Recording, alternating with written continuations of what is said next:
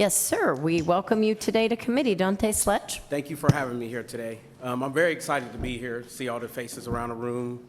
But one thing that I definitely want to talk about today is my experience with Bridges Out of Poverty and Slash Getting Ahead, which is all kind of from the similar model. I grew up in Columbus. I love Columbus. I love the weather. I love everything about it, you know. And I spent 13 years in the foster care system. So I was in permanent placement living, which we know that we're trying to shy away from that. But you know, as I was going through foster care, I was looked at as one of the kids that he's okay. You know, he does what he's supposed to do, and he don't need much support. And so that kind of set me up when I emancipated, because nobody's ever really ready for adulthood. And so when I emancipated, you know, the reason I was in foster care, this is important to the story too, is I experienced abuse and neglect, you know, from my aunt. I was in kinship care with her. And I'll share that not so you can feel sad for me or anything, but just so you can kind of see how the story plays out. But when I emancipated out of foster care, you know, I was told, everybody was told, like, he's gonna be fine, you know, and I wasn't fine. I almost immediately started couch surfing. You know, I was in college and I was working, wasn't enough to get my own. I went through, I actually had an opportunity to get subsidized housing at that point, and that's when I got in contact with Bridges Out of Poverty.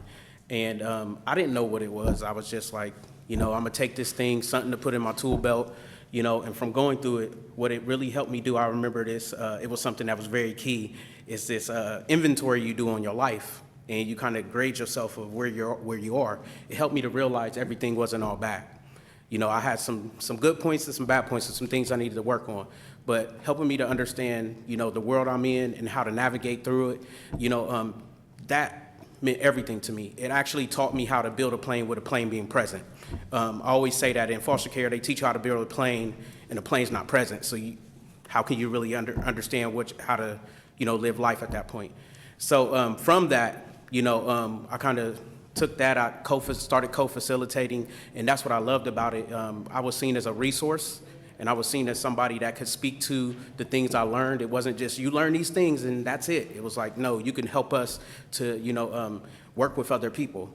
And so I have a little bit of time, that went pretty fast. But long story short, you know, I'm in front of you today as a person that I was able to, you know, become a co-facilitator.